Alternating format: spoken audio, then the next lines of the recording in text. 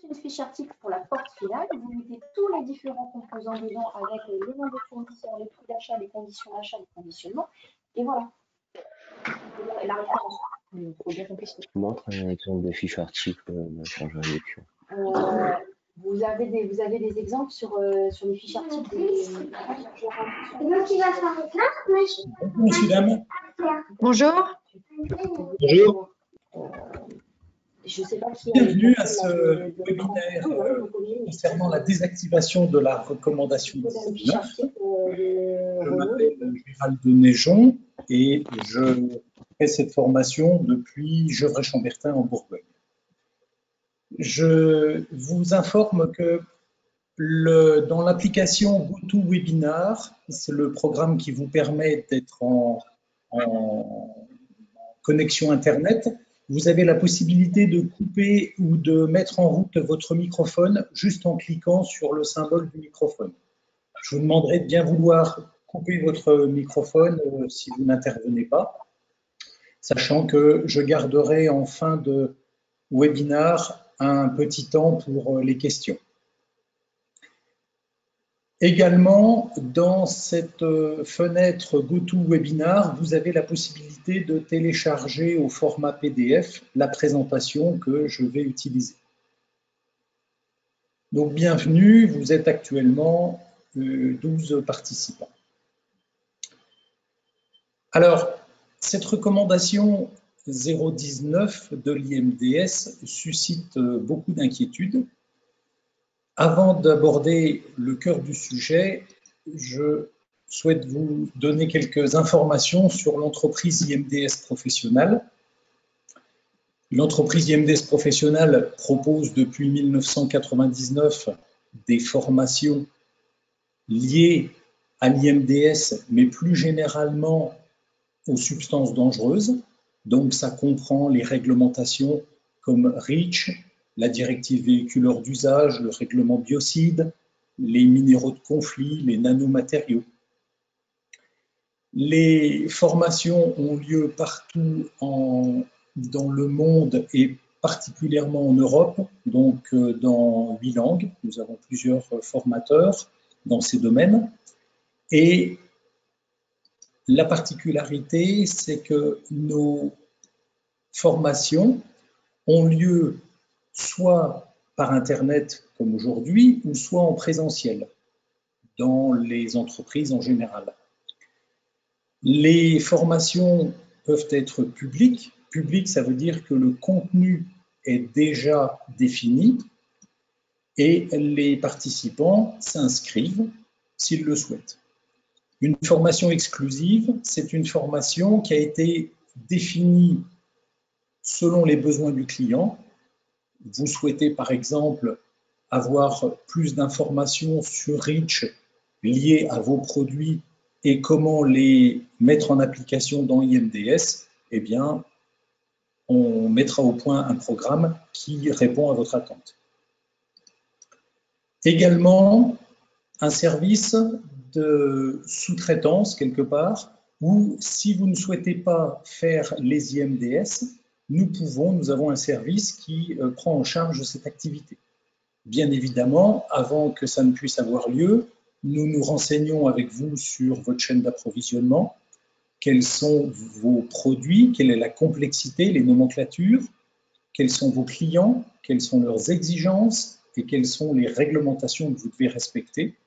Et une fois que tous ces points-là ont été vus, nous nous occupons de A jusqu'à Z de l'approvisionnement, la création, l'envoi des fiches MDS à vos clients. Et bien sûr, nous vous tenons informés de l'état d'avancement. Une autre fonctionnalité que nous proposons, prenez l'exemple du cas où vous achetez une société tierce. Et cette société possède déjà une base IMDS et vous avez bien entendu déjà une base IMDS. Donc vous souhaitez fusionner les deux bases pour n'en garder qu'une seule. Nous pouvons faire cette activité puisque nous avons un accord avec DXC Technologies qui est le nouveau nom de Hewlett-Packard Et Hewlett-Packard, c'est la société qui a en charge l'IMDS, c'est-à-dire le logiciel lui-même, les serveurs, les hotlines, les services d'assistance, tout est géré par la société DXC Technologies avec laquelle nous avons un agrément.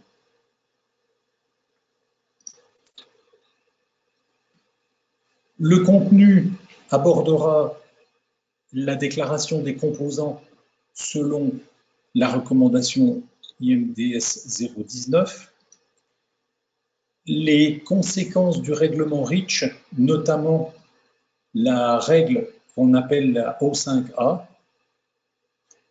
un petit mot sur la base de données qui va se mettre en place dans le cadre de la directive déchets SCIP, qui est liée à REACH, et plus en détail sur la recommandation 19, pour terminer, les services et autres webinaires et questions-réponses. Alors,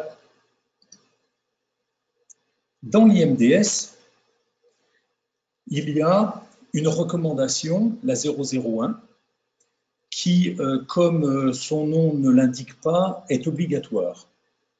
C'est-à-dire qu'à partir du moment où vous acceptez de faire l'IMDS pour votre client, vous vous engagez à respecter les indications des différentes recommandations qui existent dans l'IMDS, dont notamment la recommandation 001. Et si vous faites des produits électroniques ou si vous achetez des cartes électroniques, eh bien la recommandation 19. Ces recommandations 001 ou 019 contiennent des règles qui sont obligatoires. Obligatoire, ça veut dire si votre client constate qu'une règle n'a pas été respectée, la fiche sera refusée. Ces recommandations contiennent également des lignes directrices ou des recommandations, le terme anglais c'est guidelines. Les guidelines, ce sont des choses qui ne sont pas obligatoires strictement, mais qui sont fortement recommandées. Je vais en prendre une. Vous avez une guideline qui dit que dans l'IMDS, on saisit les informations en anglais. Donc on peut se dire que ça n'est pas vraiment obligatoire d'écrire en anglais dans l'IMDS, sauf qu'on dit quand même que si une fiche a été saisie en anglais, elle ne peut pas être refusée par un client. Donc dit autrement, si vous n'écrivez pas en anglais, même si c'est une recommandation, vous risquez d'avoir un refus client. Et la pratique montre que c'est effectivement le cas. L'anglais étant la langue officielle de l'IMDS. Ces règles et ces guidelines ont comme seul et unique but une harmonisation de la base de données IMDS. C'est-à-dire que si nous avions, nous tous ici, à créer une MDS, une Material Data Sheet, pour le même composant automobile ou le même produit automobile, le fait d'utiliser la même façon de faire, c'est-à-dire les mêmes recommandations, signifie que notre fiche en finale va être identique, bien que nous ne soyons pas concertés. C'est ça le but. Il n'est pas question qu'un constructeur qui achète une vis chez Pierre, Paul ou Jacques reçoive 3 fiches différentes si le produit techniquement est le même. Donc, ces règles et recommandations sont très importantes parce qu'elles permettent d'avoir une base de données propre. Les règles parlent de tout, absolument tout sur l'IMDS. Elles parlent par exemple des tolérances en ce qui concerne les poids des composants. Elles parlent de structure et de niveau. Elles définissent tout ce qu'il faut respecter concernant les composants, sous-composants, matière et substance.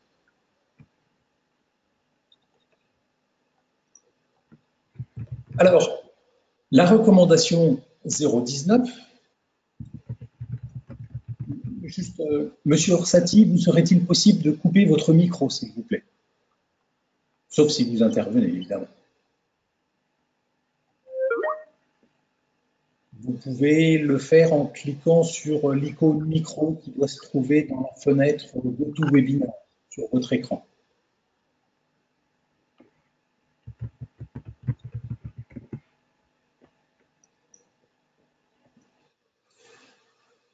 La recommandation 19, qui a été conçue pour la déclaration de PCB. Alors un PCB, c'est un Printed Circuit Board, c'est un circuit imprimé, un circuit intégré, enfin un circuit imprimé, pardon. D'une façon plus générale, on va parler d'une carte électronique. Typiquement, un ordinateur, à l'intérieur, vous avez une carte électronique avec dessus un grand nombre de composants électroniques, le tout étant soudé sur la carte et un vernis recouvre l'ensemble. C'est ce qu'on appelle une carte électronique. La recommandation 19 ne s'applique qu'aux cartes électroniques, de petite taille, de grande taille, mais ne s'applique qu'aux cartes électroniques. Elle ne s'applique pas aux faisceaux électriques, elle ne s'applique pas à une patte de fixation d'une carte électronique. C'est vraiment la carte électronique seule. Cette recommandation 19, le comité directeur IMDS a décidé de la désactiver à compter du 1er juillet 2020.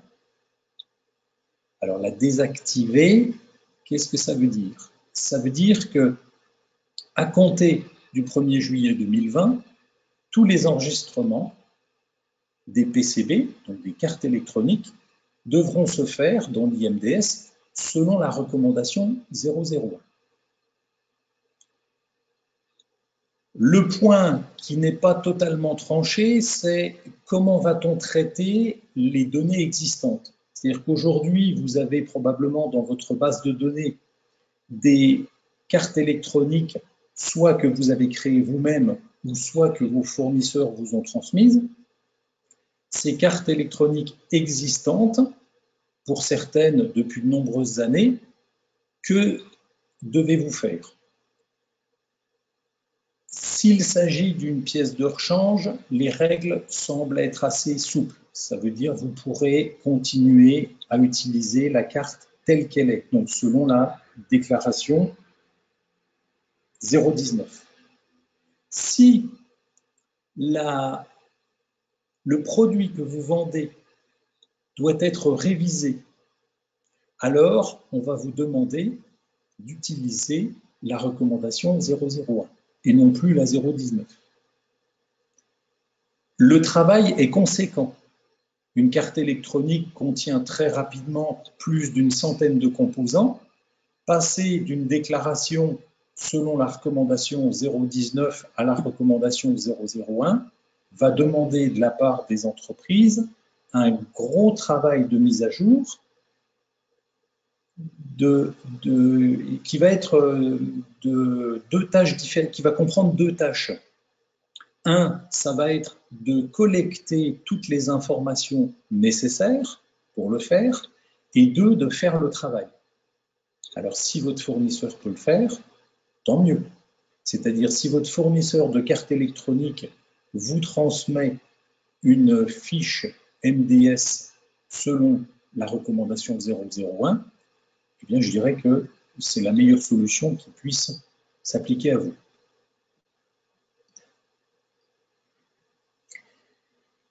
La recommandation 019, qu'est-ce qu'elle nous permet de faire?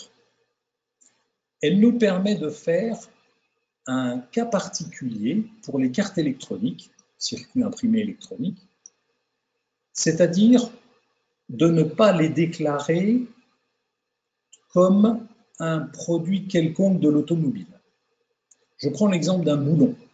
Un boulon est constitué d'une vis et d'un écrou. Dans IMDS, si je dois déclarer le boulon, je vais créer, selon la recommandation IMDS 001, deux composants. un composant qui s'appelle la vis, un composant qui s'appelle l'écrou. Et l'ensemble boulon sera envoyé à mon client. Donc, je décris dans la nomenclature tous les composants que j'ai dans mon produit. Pour les cartes électroniques, la recommandation 019 autorise à faire ce qu'on appelle une flat BOM, c'est-à-dire une nomenclature à un seul niveau. On ne va pas déclarer que la carte électronique est composée de 10 résistances de telle référence, 5 condensateurs de telle référence, 3 puces de telle référence, 2 puces de telle autre référence, d'un fil de soudure de telle référence. On va s'autoriser à faire une déclaration beaucoup plus courte, mais toutefois complète, de la carte électronique, puisque on va simplement utiliser des semi-composants publiés par la société ZVEI, donc voici le numéro ID de société. Et ces semi-composants publiés représentent ce qu'on trouve habituellement dans des cartes électroniques. Alors, prenons un exemple simple. Si vous avez une carte électronique standard, le terme standard peut peut-être discuter, mais parlons d'une carte électronique courante. Eh bien, plutôt que de déclarer tous les composants qui la composent, vous devez, dans tous les cas, collecter toutes les informations sur les composants. Mais l'avantage de la recommandation 019, c'est que vous allez chercher dans IMDS auprès de la société ZVEI un semi-composant qui s'appelle PCB standard et qui contient toutes les substances avec leur pourcentage que vous trouvez habituellement dans une carte électronique standard. Vous n'avez qu'à mettre un poids et votre carte électronique est prête. Il vous restera juste à rajouter la soudure parce que les semi-composants des PCB ne contiennent pas la soudure. Parce que vous pouvez utiliser de la soudure sans plomb, de la soudure avec plomb, de la soudure à l'argent. C'est trop spécifique, donc vous devez la rajouter. Ça vous permet très rapidement de décrire sous IMDS une carte électronique tout en respectant évidemment la déclaration des substances. Vous devez déclarer ce que vous livrez physiquement à votre client, mais vous gagnez un temps extrêmement précieux.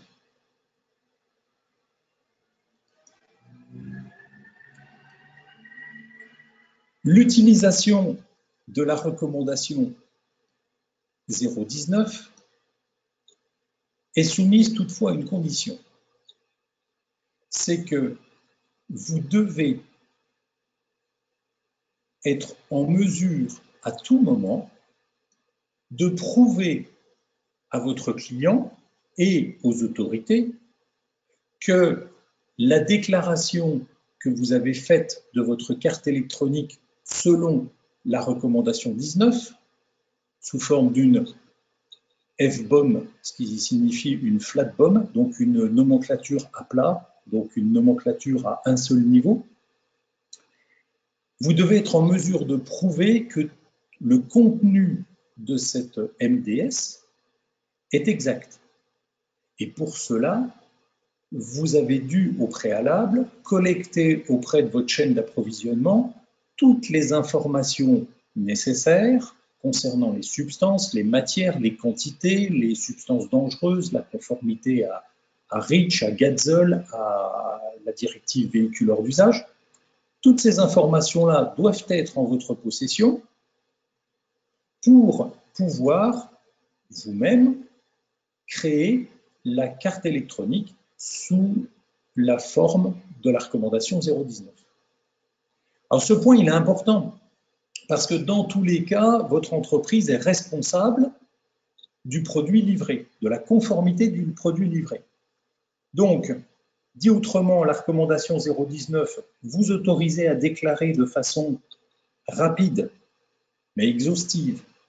Votre carte électronique, par contre, il reste à vous la charge de la preuve, comme quoi ce que vous déclarez, c'est bel et bien ce que vous livrez.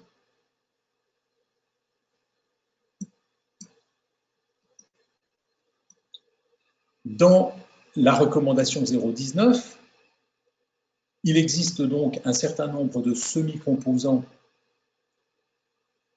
créés par la société ZVUI. Ce sont des semi-composants publiés que vous retrouvez assez facilement dans les semi-composants publiés de l'IMDS.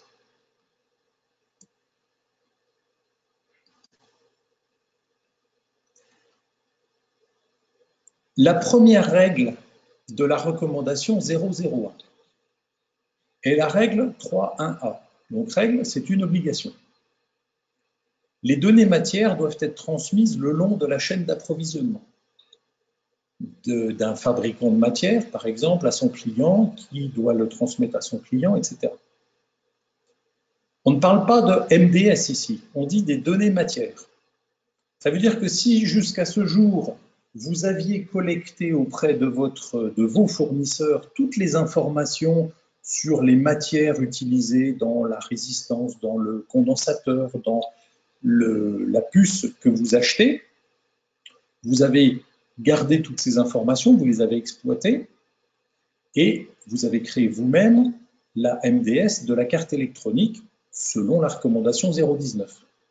Il n'y a pas de problème parce que les informations matières, ont bien été obtenues auprès de votre chaîne d'approvisionnement. Ce qui ne serait pas correct, c'est que vous inventiez, vous estimiez certaines matières faute d'avoir les informations de votre chaîne d'approvisionnement. Ça, c'est un procédé très risqué.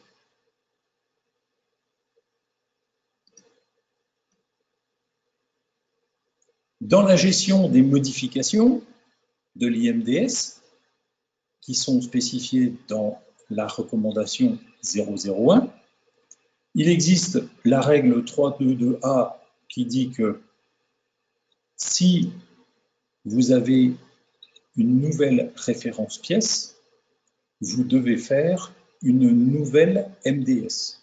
Nouvelle MDS signifiant un nouveau numéro ID, à moins que votre client en souhaite autrement. Et puis, la règle 3.2.2b, grand B, c'est qu'une même pièce client ou référence client avec un contenu modifié nécessite une mise à jour de la MDS, c'est-à-dire une nouvelle version. Mais vous gardez le numéro ID. Je dirais que ce sont les deux règles habituelles qui existent dans les bureaux d'études pour savoir si on doit changer un numéro de pièce ou si on doit mettre un nouvel indice à un plan existant. En général, ça correspond assez bien.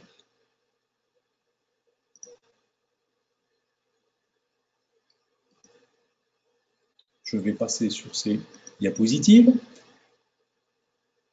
La règle O5A de Rich. Alors, O5A, c'est une abréviation qui n'est absolument pas officielle, mais qui est assez explicite. C'est une abréviation d'une phrase en anglais qui dit « Once an article, always an article ». Un article, dès lors qu'il devient article, reste un article.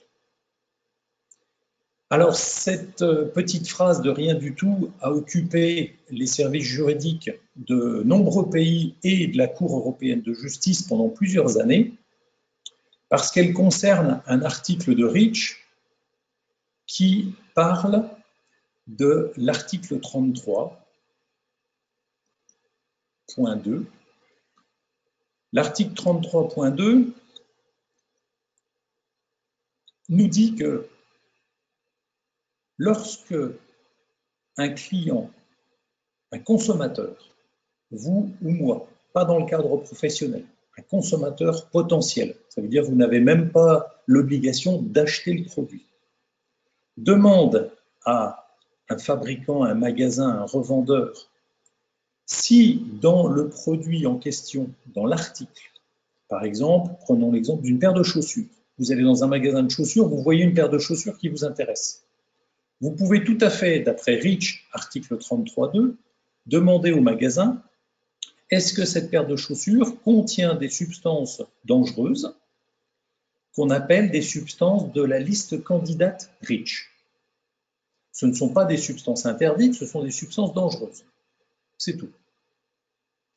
Et le vendeur a l'obligation de vous répondre gratuitement sous 45 jours sur la présence ou l'absence de ces substances, de façon à ce que, avant de faire votre achat, vous soyez éclairé sur l'aspect environnemental et santé humaine du produit. Et la question, cet article-là s'adresse à des articles.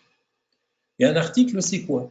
C'était tout l'objet de la discussion de la Cour européenne de justice qui a dit, il y a un article, dès lors que vous fabriquez un article, il reste article. Donc, prenons l'exemple d'une résistance. La résistance, elle, vient d'être fabriquée par de grandes sociétés fabricants d'électronique. La résistance s'appelle un article au sens de REACH. Et que la résistance soit utilisée dans un sous-ensemble, qu'elle soit montée dans une carte électronique ou qu'elle soit montée sur un véhicule, elle reste un article. Donc, si vous, acheteur potentiel, vous allez voir un magasin Ford, par exemple, ou un autre, et vous demandez, dans ce véhicule, existe-t-il des substances de cette fameuse liste candidate? Eh bien, si jamais la petite résistance ici contient un tout petit peu de cette substance, une substance de la liste candidate, le fabricant de la voiture a l'obligation de vous en informer gratuitement sous 45 jours. Donc évidemment, cette exigence est très très contraignante. Maintenant, elle vise à apporter une information au client.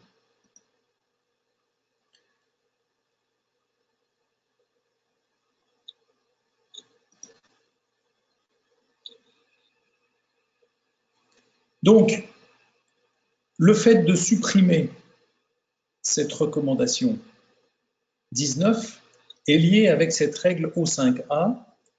Ça n'est pas par plaisir qu'elle a été supprimée ou qu'elle va être supprimée, c'est parce que la recommandation 019 ne permet pas de respecter cette règle O5A. Once an article, always an article. Pourquoi? Parce que comme dans une carte électronique, selon la recommandation 019, vous ne détaillez pas tous les sous-composants, eh bien, vous n'êtes pas en mesure de savoir si vous devez informer ou pas votre client. Et c'est la raison principale pour laquelle la recommandation 19 va être désactivée au 1er juillet de cette année, de façon à ce que désormais les cartes électroniques soient déclarées de façon exhaustive avec tous leurs composants, sous-composants, sous-sous-composants et ainsi de suite, pour pouvoir respecter l'article 33 de REACH et donc cette notion de O5A, once an article, always an article. Ou en français, on traduirait ça par un article un jour, un article toujours. Un autre point, il existe une directive sur les déchets, une directive européenne sur les déchets. Voici son nom en anglais. Cette directive sur les déchets prévoit la mise en place d'une base de données européenne qui sera gérée par un organisme qui s'appelle l'ECHA, l'Agence européenne des produits chimiques. Et cette base de données contiendra tous les articles, pas uniquement automobiles, parce que c'est lié à la directive déchets, donc déchets de tout secteur. Ce sera une base de données sur les articles qui contiennent des substances de la liste candidate de REACH. Aujourd'hui, en tant que fabricant, revendeur, négociant, transformateur de produits, d'articles quelconques, vous avez l'obligation déjà d'informer votre client, selon l'article 33.1 de REACH, si dans votre article, il y a une ou des substances de la liste candidate. Ça existe déjà depuis 2008. Cette base de données vient compléter, c'est-à-dire qu'en plus, vous allez devoir saisir ces informations dans cette base de données européenne. L'objectif étant que les sociétés de démantèlement, on va dire toutes les entreprises qui traitent les déchets, vont avoir accès à cette base de données de façon à pouvoir savoir quelles sont les substances dangereuses contenues dans ces produits et mieux pouvoir les recycler. L'idée, là, évidemment, c'est d'améliorer la santé humaine et l'environnement.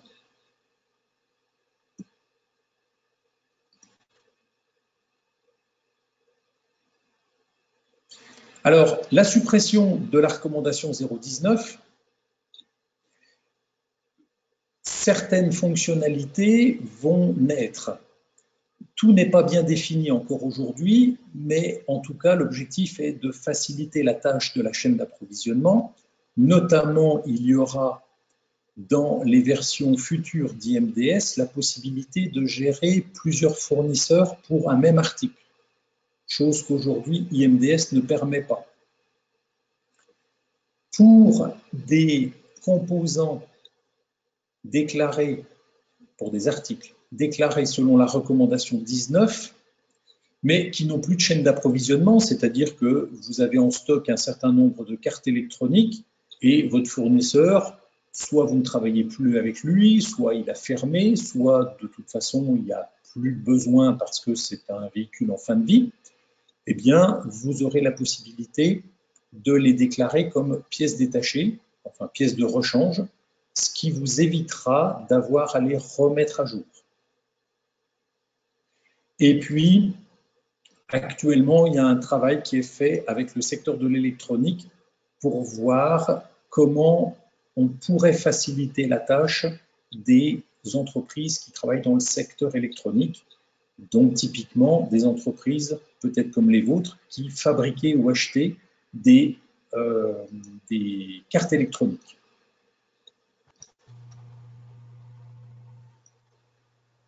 Alors, là où l'entreprise IMDS professionnelle peut vous venir en aide, si vous le souhaitez, c'est en plus de la courte présentation que je vous ai faite, c'est que nous vous accompagnons dans cette démarche, c'est-à-dire que si vous souhaitez qu'on vous aide à créer les MDS de vos cartes électroniques, qui autrefois étaient sous forme de la recommandation 019, nous avons des équipes pour cela. De la même façon, si vous souhaitez mettre en place une procédure dans votre entreprise sur l'IMDS d'une façon générale, pas que pour la recommandation 019, si vous estimez que l'IMDS est un parent pauvre quelque part dans votre entreprise, nous faisons du consulting également pour venir en appui, vous aider à définir une procédure de façon à ce que chaque service impliqué dans l'IMDS sache ce qu'il a à faire et comment le faire le plus efficacement possible. Un court mot également sur CAMDS. Nous faisons de la prestation sur vos fichiers MDS si vous le souhaitez. Nous le faisons également sur les fiches CAMDS. CAMDS, c'est le système chinois de l'IMDS. Et si vous souhaitez en savoir plus sur la suppression, la désactivation de la recommandation 19, sachez que nous proposons le 12 mai un webinaire, le W173, d'une durée de 2 heures, et qui vous donnera beaucoup plus d'informations sur que faire et comment faire au niveau de cette recommandation 19. Voilà, j'en ai terminé avec la présentation. Je suis à votre disposition pour répondre à vos questions. Oui, bonjour, vous m'entendez? Alors, je vous entends de façon un petit peu éloignée, mais je vous entends. Ah, oui, bonjour, Xavier Boulesté, Société Gitect Europe. J'ai une question. Donc, effectivement, on utilisait jusqu'à présent avec nos fournisseurs la recommandation 19. Moi, j'ai une question assez particulière sur le multisourcing. Il faut savoir que dans l'électronique, contrairement aux pièces mécaniques, par exemple, si je reprends l'exemple de votre résistance, la plupart de nos fournisseurs ne montent pas une seule, comment dire, référence de leur fournisseur. Ils ont plusieurs fournissances, par exemple, pour une résistance 10 kOhms. Comment ça va se passer avec la désactivation de la recommandation 19? Alors, en théorie, ça ne devrait rien changer, dans le sens où si vous avez plusieurs fournisseurs pour une même résistance, vous assurez depuis toujours que chaque fournisseur respecte la réglementation. Donc, en toute logique, que vous avez de votre fournisseur la MDS ou au moins les données matériaux de chaque résistance pour être certain que chaque fournisseur vous délivre une résistance qui soit conforme à la réglementation, qui ait du plomb autorisé seulement dans le cadre de la directive véhiculaire d'usage. Et ensuite, si vous-même vous faites la carte électronique, vous pouvez, comme aujourd'hui IMDS ne gère pas le multisourcing, vous choisissez une des résistances que vous intégrez dans votre carte électronique.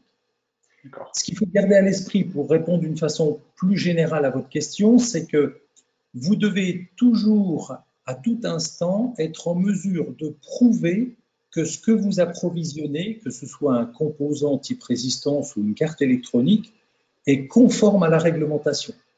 Vous ne pouvez pas juste, disons, convaincre une autorité quelconque en lui disant, bah, écoutez, j'ai plusieurs fournisseurs, un coup ça vient d'un tel, un coup de tel autre, il y a même des fois je ne sais pas d'où ça vient. Si vous ne maîtrisez pas votre chaîne d'approvisionnement, vous ne pouvez pas justifier de façon raisonnable que vos produits sont conformes. D'accord. Autre question ?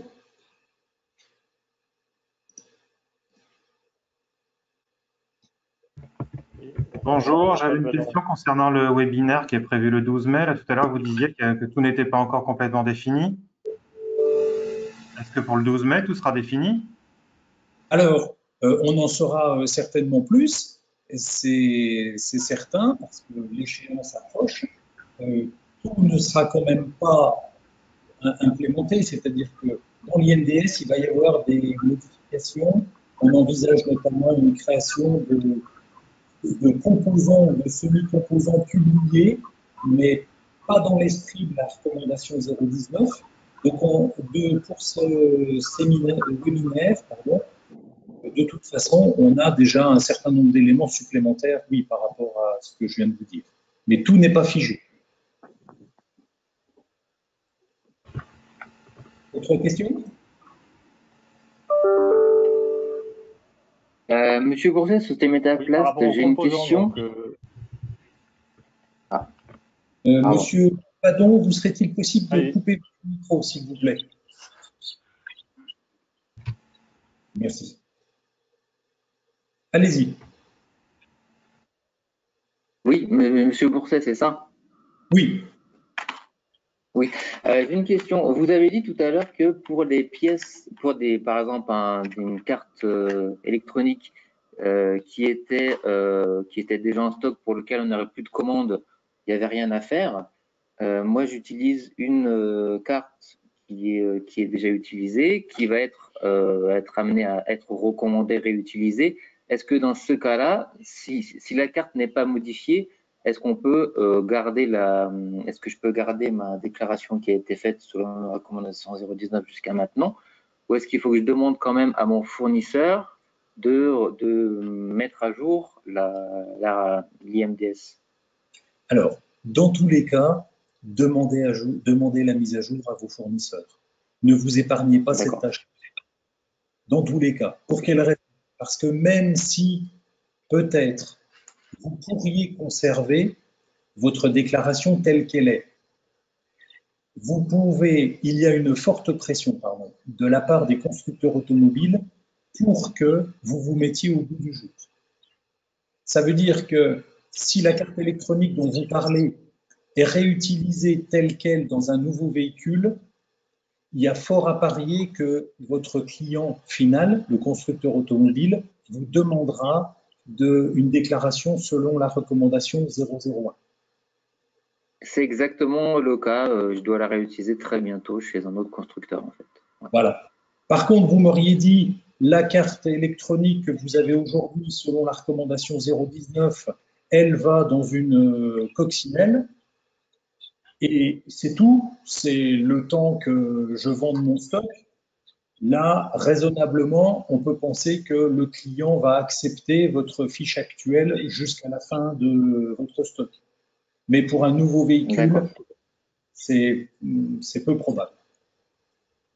Ok, très bien, parfait. Merci beaucoup. Okay. Autre question?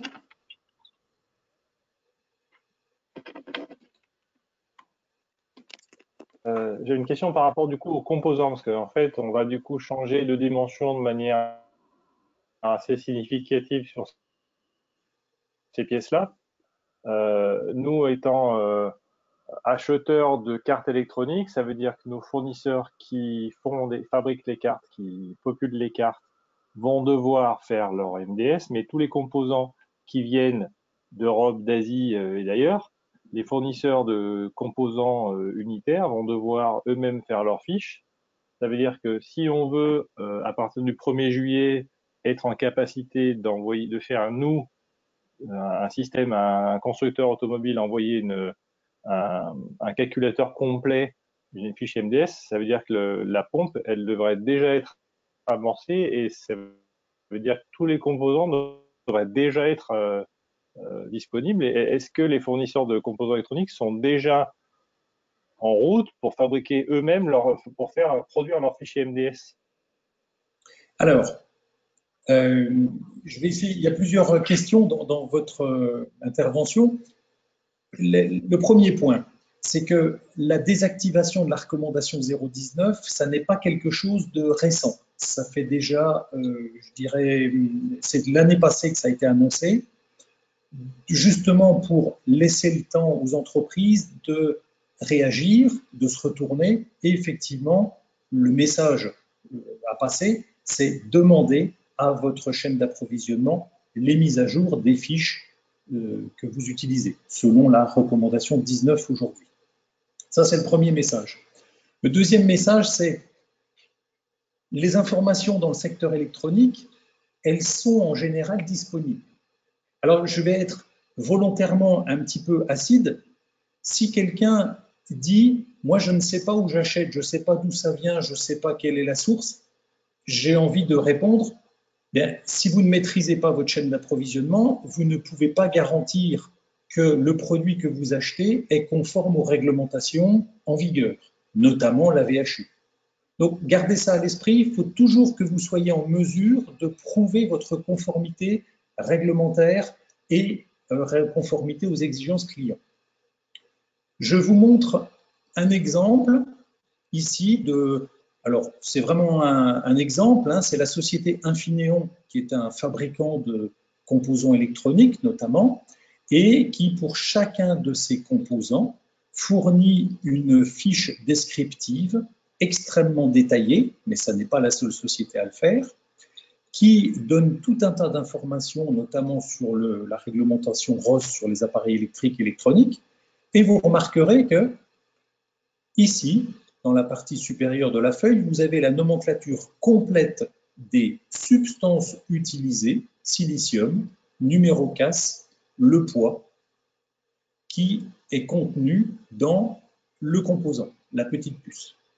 Ça veut dire que si vous achetez ce composant, et bien sûr vous avez à disposition la documentation, eh bien vous êtes en mesure, si votre fournisseur ne veut pas le faire, vous êtes en mesure, vous, de créer la MDS pour ce composant. Je suis bien conscient que c'est un travail énorme, vu le nombre de composants. Mais en tout cas, la source d'information auprès de fabricants, on va dire, qui ont pignon sur rue, existe. D'autres questions? Une dernière question?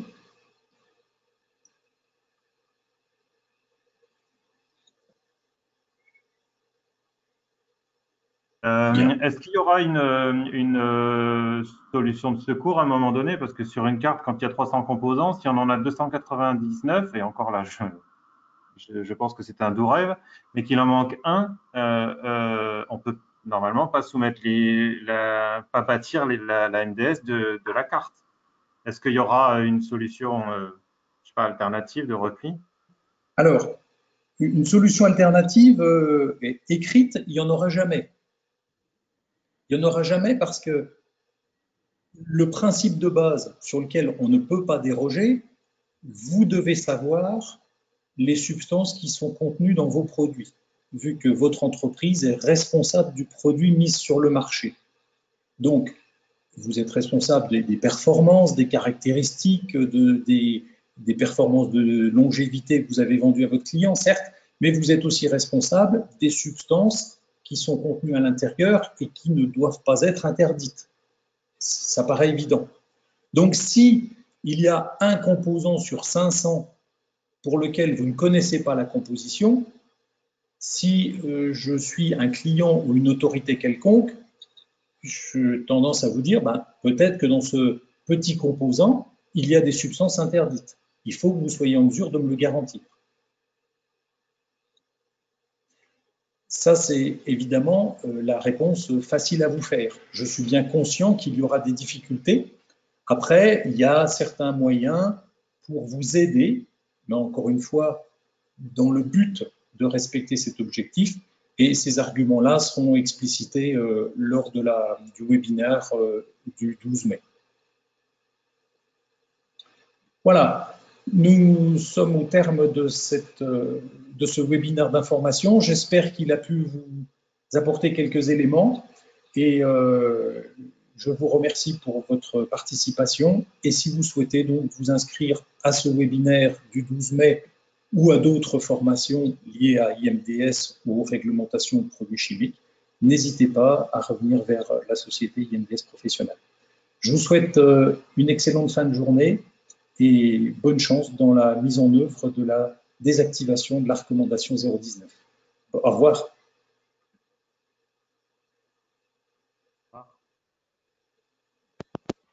Au revoir. Merci, au revoir. Au revoir, merci. Au revoir, merci. Au revoir.